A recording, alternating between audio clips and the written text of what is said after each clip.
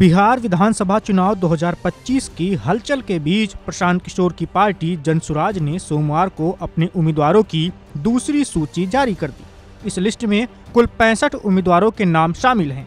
इससे पहले जनसुराज ने अपनी पहली सूची में 51 उम्मीदवारों की घोषणा की थी।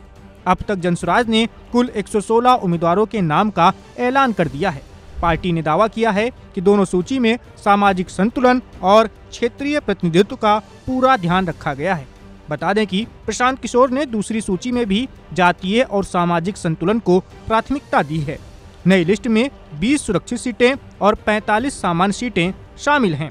जनसुराज की ओर से बताया गया है कि जनसंख्या के अनुपात में सभी वर्गों को उचित प्रतिनिधित्व दिया गया है, जिसमें अति पिछड़ा वर्ग से 14 उम्मीदवार, अन्य पिछड़ा वर्ग से 10 उम्मीदवार, सामान्य वर्ग से 11 उम्मीदवार और अल्पसंख्यक वर्ग से 14 उम्मीदवार शामिल हैं। प्रशांत किशोर ने साफ कहा है कि उनकी पार्टी में किसी से जात या धर्म के आधार पर भेदभाव नहीं किया गया है और टिकट उन्हीं लोगों को मिला है जो समाज में कार्यरत हैं। उनका कहना है कि बिहार को नई सोच और नए नेतृत्व की जरूरत है, न कि पुराने नारेबाजों की।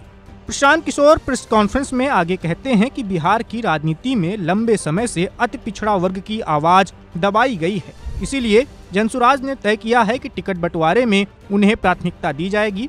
उन्होंने कहा, हमारी लड़ाई सिर्फ चुनाव जीतने भर की नहीं है, बल्कि बिहार के लोगों की सोच बदलने की है। अब आपको बताते हैं कि जनसुराज की दूसरी सूची में सबसे चर्चित चेहरा कौन सा है।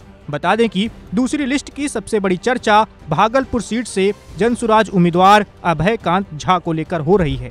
प्रशांत किशोर ने अभयकांत झा का नाम घोषित करते हुए कहा कि 75 साल की उम्र में वो पहली बार राजनीति में कदम रख रहे हैं। बता दें कि अभयकांत झा ने भागलपुर दंगे में प्रभावित मुस्लिम परिवारों की निःशुल्क कानूनी मदद की थी। प्रशांत किशोर कहते हैं, ऐसे लोगों की राजनीति में भागीदारी से बिहार के लोगों में नई उम्मीद जागी है।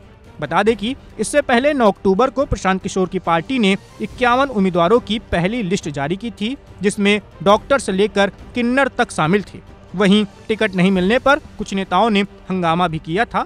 पहली लिस्ट में जनसुराज ने समस्तीपुर की मोरवा विधानसभा सीट से कर्पूरी ठाकुर की पोती जागृति ठाकुर को अपना उम्मीदवार बनाया है। वहीं पूर्व केंद्रीय मंत्री RCP सिंह की बेटी लता सिंह को अस्थावा से टिकट दिया गया है। इसके अलावा जनसुराज ने गोपालगंज से प्रीति किन्नर को भी उम्मीदवार बनाया है। अब देखना होगा कि जनसुराज की तीसरी सूची कब आती है। बता दें कि जनसुराज ने घोषणा की है कि वो बिहार की सभी 243 विधानसभा सीटों पर लड़ेगी और सभी सीटों पर अपने उम्मीदवारों को उतारेगी। Subscribe to One India and never miss an update. Download the One India app now.